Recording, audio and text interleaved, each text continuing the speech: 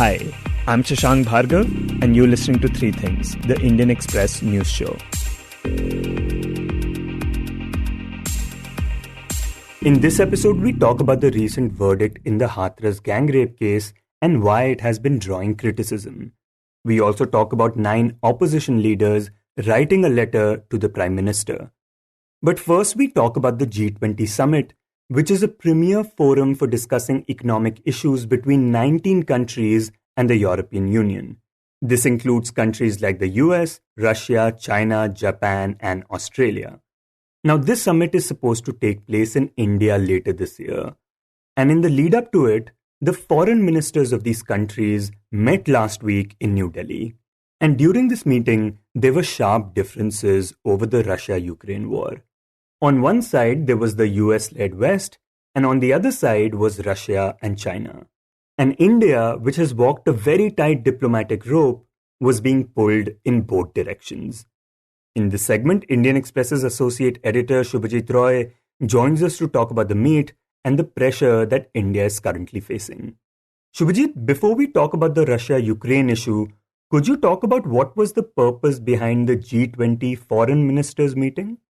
So, every year, as you know, the countries of the G20 grouping, they meet at the leaders level, which is basically the prime ministers and presidents of these countries. And that's called the summit level meeting. So before the leaders meet, there are several minister level meetings that take place. In fact, there are several official meetings also take place. For example, India has identified some over 10 themes. So there are working groups which comprise of officials from these G20 countries who will sort of discuss the issues in each of these sectors. So there will be a sectoral group like on health, on environment, on technology, that all kinds of areas. So in that kind of situation, this G20 foreign ministers meeting is a key ministerial meeting in the run-up to the leaders level meeting. So that's how this foreign ministers of G20 countries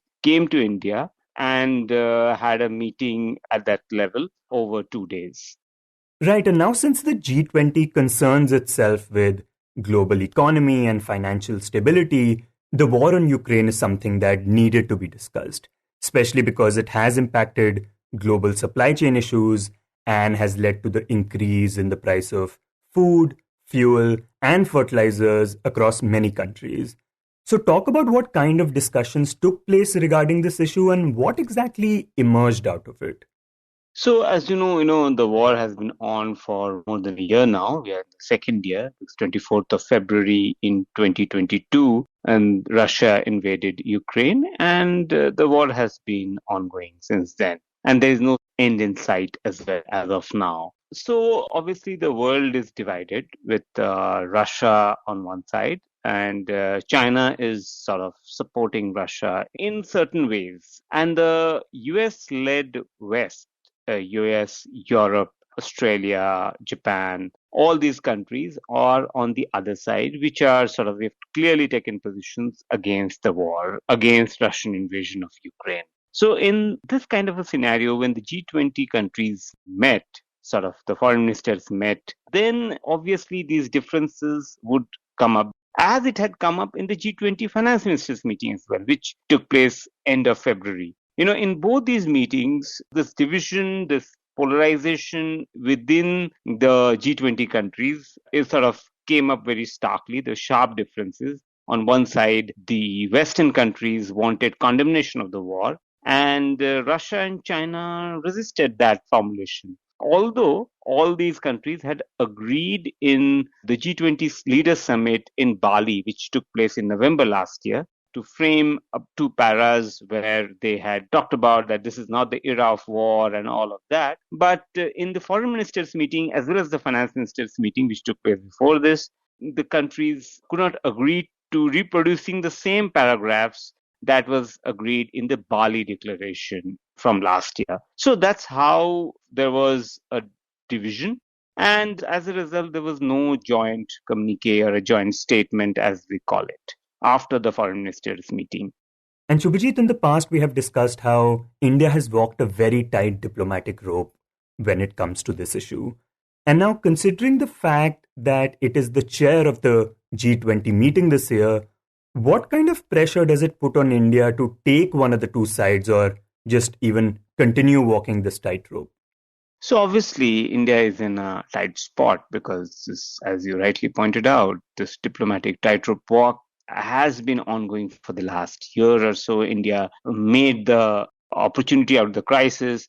One side, it abstained at all the UN resolutions where there was calls for condemnation of the war, but at the same time, it criticized the Bucha massacre, where innocent civilians were killed by Russian forces, and it called for an international probe. Now, as a chair of the foreign ministers meeting, obviously it found itself trying to bridge the gap, but unfortunately that was not possible because the positions were so well entrenched. Also, mind you, this meeting was taking place at the anniversary of the war. So for each of these countries, for their own domestic and political constituencies, it was difficult for them to reach a compromise document. So, therefore, since there was no compromise, the Indian side came up with what it called a chair summary, which captures the deliberations of the meeting. So, it clearly said that these were the two paras from the Bali Declaration, but China and Russia opposed the inclusion of these two paragraphs.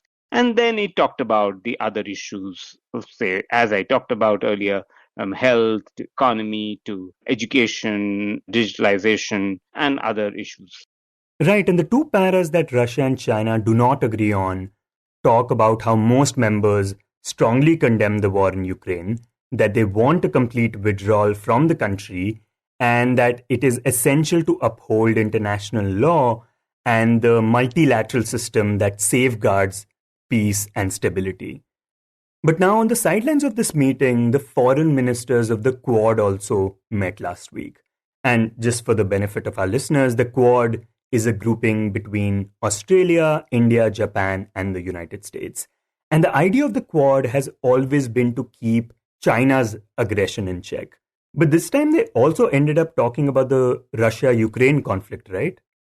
Absolutely. As we saw in G20 communique, so Washington or the US Secretary of State Blinken, he echoed New Delhi, echoed External Affairs Minister Shashank to say that, the chair summary captures the fact that an overwhelming majority, 18 out of 20 countries, have agreed on one side, and the two countries are outliers or only holdouts, as he called it. Now, a day later, the Quad grouping, which basically all the four countries are members of G20 grouping. So they were in town. So they had a meeting or a huddle on the sidelines of the G20 foreign ministers meeting. Now, this time in the Quad foreign ministers meeting, for the first time, they had a joint document, unlike the G20 foreign ministers meeting, in which they talked about the Ukraine conflict and they talked about the nuclear threats that have been pronounced, spelt out by Russian leaders, and they expressed their concern at the situation.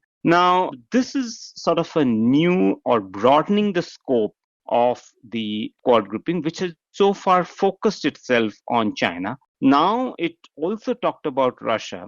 Although the Quad leaders had met last year in May in Tokyo, and back then they had talked about the Ukraine conflict. And in fact, if you remember, in March last year, the Quad leaders had a video conferencing call on the issue on the Russia-Ukraine war. But this time, to the first time, the Quad foreign ministers, they included the Russia-Ukraine war. So clearly the undercurrent or the subtext is that any country which challenges territorial integrity, sovereignty, and violates international law and the UN Charter will be spoken out against. So that's the common ground of the Quad grouping right now. Right, and hours after the Quad meeting, the Russia Foreign Minister Sergei Lavrov hit out at the West. Was there anything in particular that stood out to you about his statements? Yeah, so Lavrov obviously was responding to the Quad meeting and what had happened a day before at the G20 foreign ministers meeting. After the Quad foreign ministers meeting, there was a panel discussion at the Raisina Dialogue here in Delhi, which is a sort of a think tank conference organized by ORF and MEA, where the Japanese foreign minister had said that, Quad is like Beatles. Is this a group or what? This is a kind of, not a band like the Beatles. The member is fixed and they always play together in 10 years. But this is more like a more kind of soft group, so that even within the Beatles, Paul McCartney can release the album by solo. And then So hours after that, when Lavrov spoke at the Raisina dialogue at another session, he obviously hit out at the West. He accused them of blackmailing countries to side with them and, trying to arm twist other countries to fall in line and all of that. But what was most interesting, a couple of things that stood out to me was that first was he talked about how this year the Russia, India, China foreign ministers or ministerial level meeting will take place this year.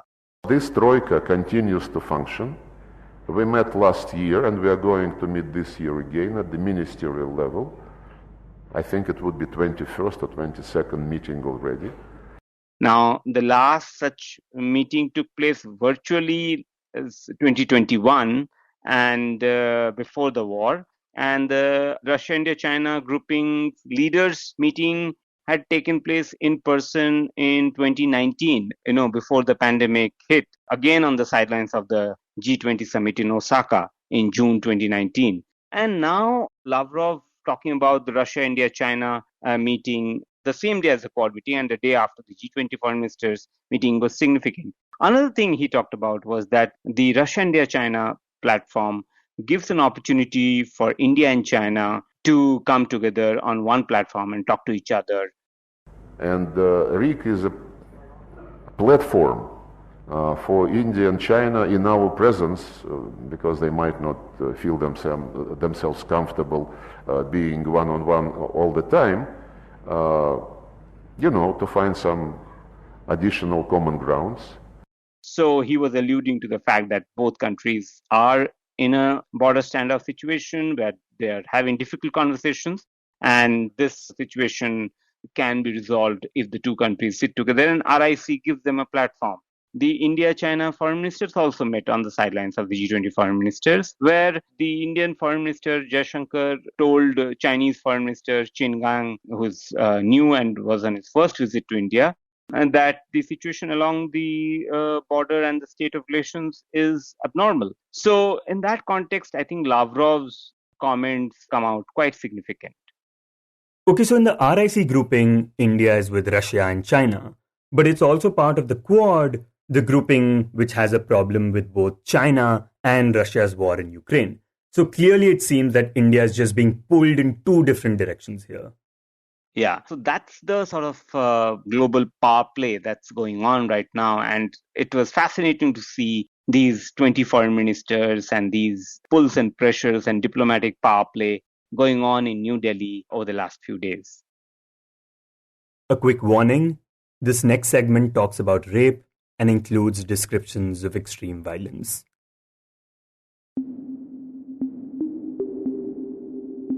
And next we talk about the 2020 Hathras gang rape case. Back in September 2020, a 19-year-old Dalit woman was assaulted and raped by 4 upper caste men in UP's Hathras district. The girl died a few days later, and her body was allegedly forcibly cremated by the UP police.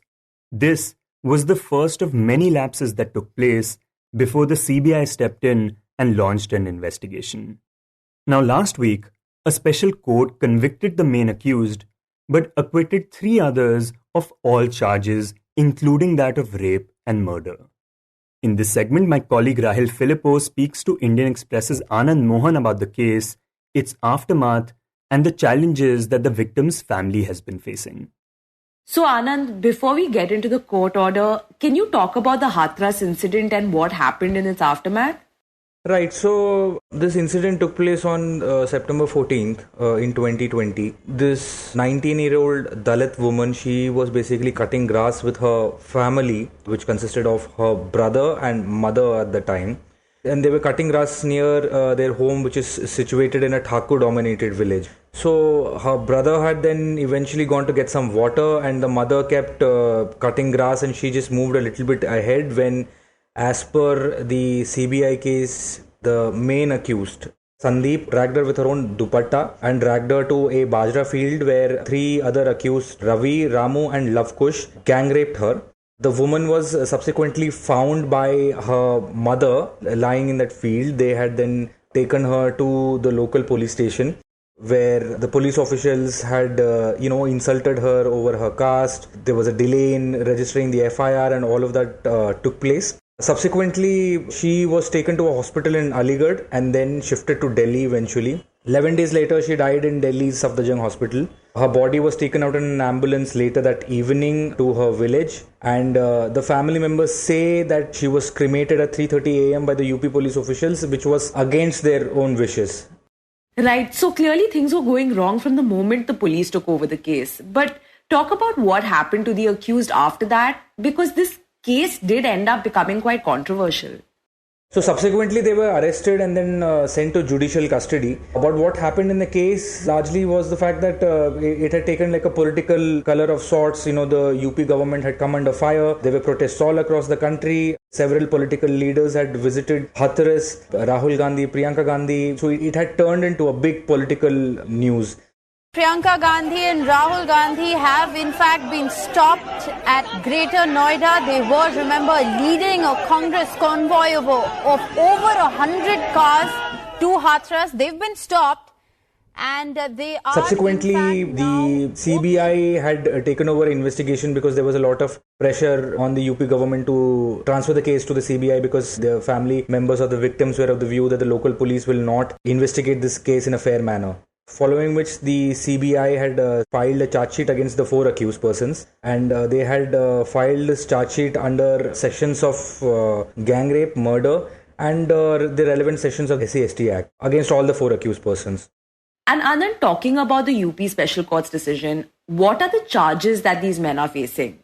So there were two cases registered in the aftermath of the incident. The first case was being heard by the SC/ST court in Hathras, in which the main accused Sandeep was convicted and sent to life imprisonment, whereas the other three accused persons were acquitted of all charges. There is a separate case which is being heard by the Allahabad High Court regarding the forcible cremation which was conducted by the UP police officials. Right, and now coming to the order, can you tell us what the court has said in the matter?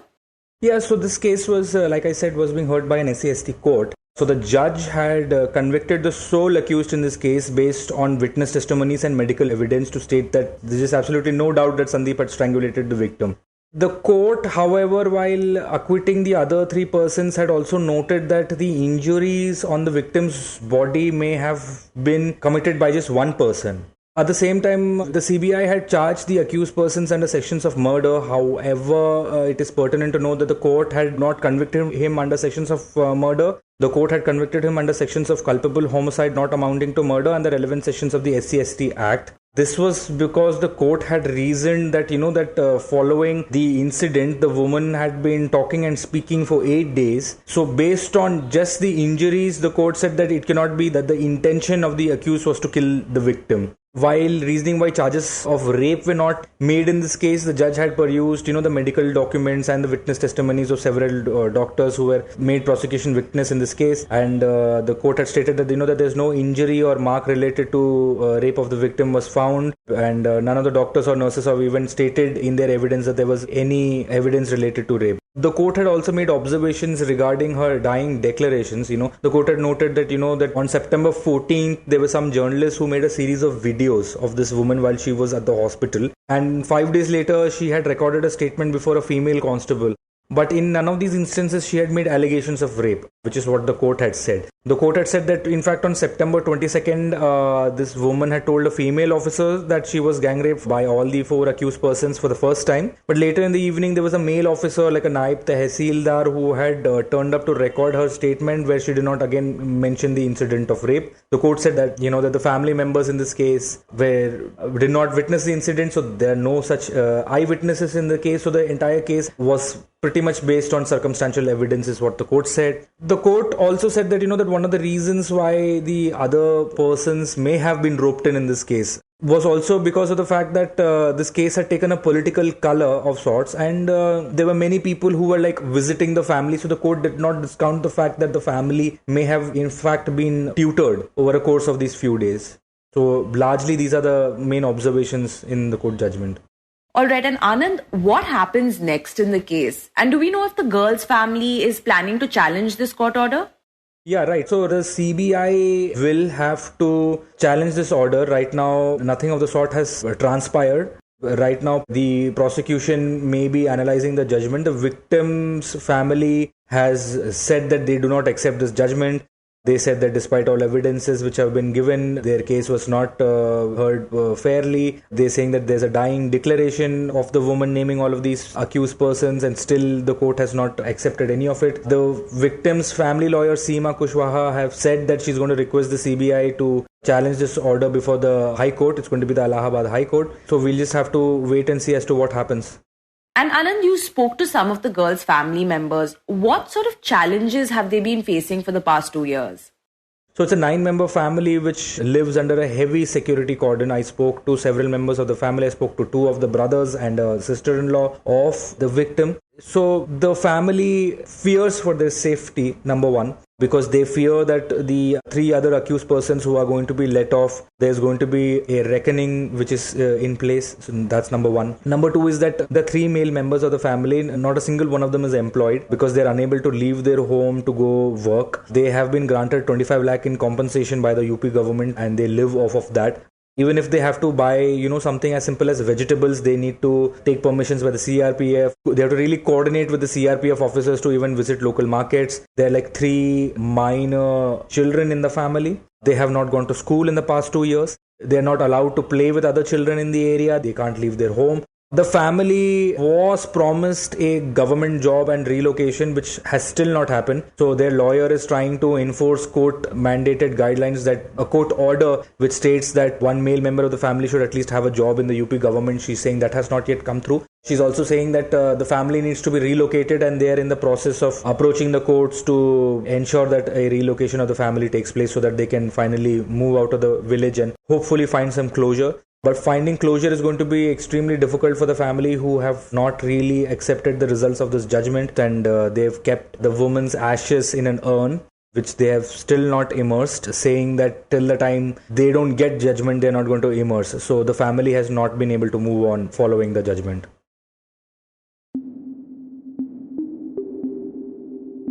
And in the end, we take a quick look at the opposition parties writing a letter to the Prime Minister.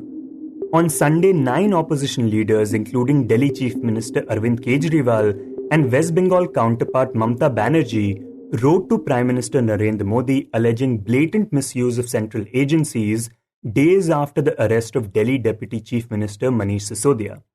Apart from Kejriwal and Banerjee, the leaders include Punjab CM Bhagwant Mann, Telangana Chief Minister K. Chandrasekhar Rao, National Conference leader Farooq Abdullah, NCP's Sharad Pawar, Shiv Sena's Uddhav Thackeray, Samajwadi Party leader Akhilesh Yadav, and Bihar Deputy Chief Minister Tejasvi Yadav. Talking about Sisodia's arrest in the alleged Delhi liquor policy scam, the 9 leaders called it a long witch hunt and one that is without a shred of evidence against him. Their statement also said, quote, "The blatant misuse of central agencies against members of the opposition appears to suggest that we have transitioned from being a democracy to an autocracy.